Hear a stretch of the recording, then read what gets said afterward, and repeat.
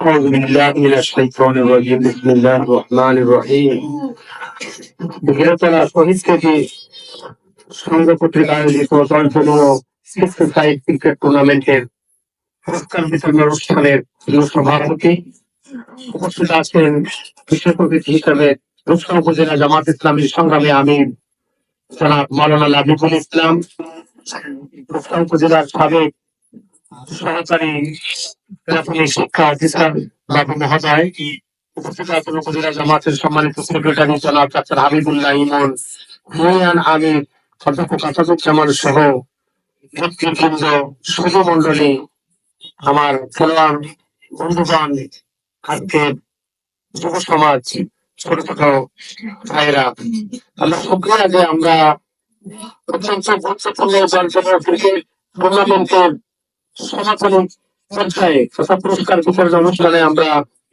হাজির হতে পেরেছি। আল্লাহ তাআলা শুকরিয়া আদায় করতে আলহামদুলিল্লাহ। ফাইনাল খেলাটা খুব চমৎকার হয়েছে, যারা বিজয়ী হয়েছে এবং যারা রাত হয়েছে দুপক্ষই খেলার চেষ্টা করেছে। দর্শকরা করতালির মাধ্যমে খেলোয়াড়দেরকে উৎসাহিত করেছেন। যারা বিজয়ী হয়েছে তারাও যেমন ভালো করেছে, হয়তো দখল করতে পারেনি, যাদের খেলাটা ভাবছি যারা রানার আপ করেছে তাদের খেলাটাও ভালো হয়েছে। সুস্থ জগৎ এবং সুস্থ মনের জন্য লেখাপড়ার পাশাপাশি কারিকুলাম অ্যাক্টিভিটি বা এক্সট্রা কারিকুলাম এগুলো অপরিহার্য। আমাদের এখানে দেখতে পেয়েছি বেশিরভাগ খেলোয়াড় হলো ছাত্র, একজন যুবক ভাইয়েরা আছেন।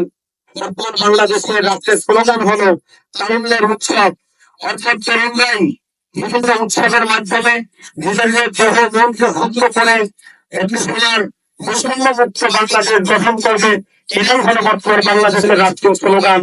আমি খেলার মধ্যে আরেকটা জিনিস দেখতে পাচ্ছি, বৈষম্য শুধু মুক্ত হয়ে বাংলাদেশ হতে পারে। আজকে খেলোয়াড়দের মধ্যে জাতি ধর্ম ধর্মের নির্বিশেষে খেলোয়াড়রা যেমন অংশগ্রহণ করেছে, মুসলমান ছেলেরাও খেলার মাঠে যেরকম তার মর্যাদা, হিন্দু সম্প্রদায়ের ছেলের একই মর্যাদা, ঠিক দেশের নাগরিক হিসেবে বা ধর্ম বর্ণ হিসেবে ইসলামও কিন্তু একই মর্যাদা দিয়েছে।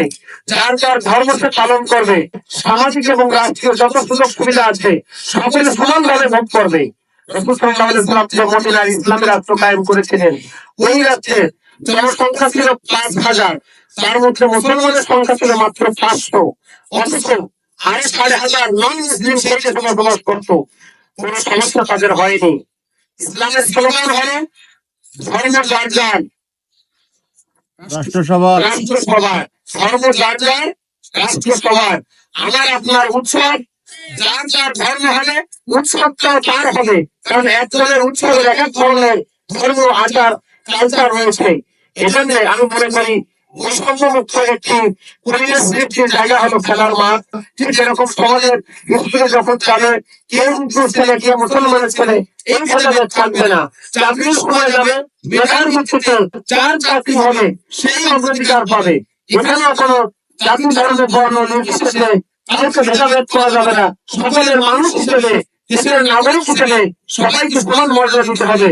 বাংলাদেশ জামাত ইসলামী এমন একটি বৈষম্য মুক্ত সমাজ চায় যেখানে সকল ধর্মের লোকেরা, সকল বর্ণের লোকেরা, সকল পেশার লোকেরা যার যার অধিকার নিশ্চিত পাবে। সেটাই হলো জামাত ইসলামী রাষ্ট্রীয়ভাবে কায়েম করতে চায়।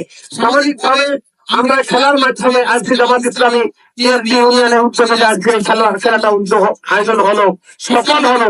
এর মধ্য দিয়ে এই এলাকাবাসী বুঝতে পারলো যে জামাত ইসলামীও বৈষম্য মুক্ত সমাজ প্রতিষ্ঠা করতে চায়। আমরা এতদিন হয়তো আপনাদের কাছে আসতে পারিনি, আমাদের এই কার্যক্রমটা আপনারা যদি দেখতে পারেন, রাজ্যের ঢাকা বিশ্ববিদ্যালয় ইসলামী ছাত্র শিবির ফ্রি মেডিকেল ক্যাম্প এক সপ্তাহ ঢাকা বিশ্ববিদ্যালয় করছে। প্রায় 15,000 ছাত্র ছাত্রী সেই ফ্রি মেডিকেল ক্যাম্প থেকে ফ্রি বিনামূল্যে চিকিৎসা নিচ্ছে। সেখানে হিন্দু সম্প্রদায়ের মেয়েরাও আছে, ছেলেরাও আছে, মুসলমান ছেলেরাও আছে, খ্রিস্টান ছেলেরাও আছে। চিকিৎসা সুবিধা যত মানুষ আছে প্রত্যেকের শারীরিক চিকিৎসার জন্য কিন্তু ঔষধের প্রয়োজন, ডাক্তারের প্রয়োজন, এক্ষেত্রেও কোনো ভেদাভেদ থাকবে না। এরকম ব্যবস্থা ইসলামী ছাত্র শিবির জামাত ইসলাম করে যাচ্ছে। আসুন আগামীতে একটি বৈষম্য মুক্ত সমাজ প্রতিষ্ঠা, এই খেলাধুলার মাধ্যমে আমরা এক ধাপ এগিয়ে যেতে চাই। এই এলাকায় যারা আজকে উপস্থিত হয়েছেন সকলকে আমাদের সাথে এই খেলায় যোগদান করার জন্য ধন্যবাদ এবং মোবারকবাদ জানাচ্ছি। আমার কথা এখানে শেষ করছি। আল্লাহ হাফেজ। আসসালামু আলাইকুম ওয়া রাহমাতুল্লাহি ওয়া বারাকাতুহু।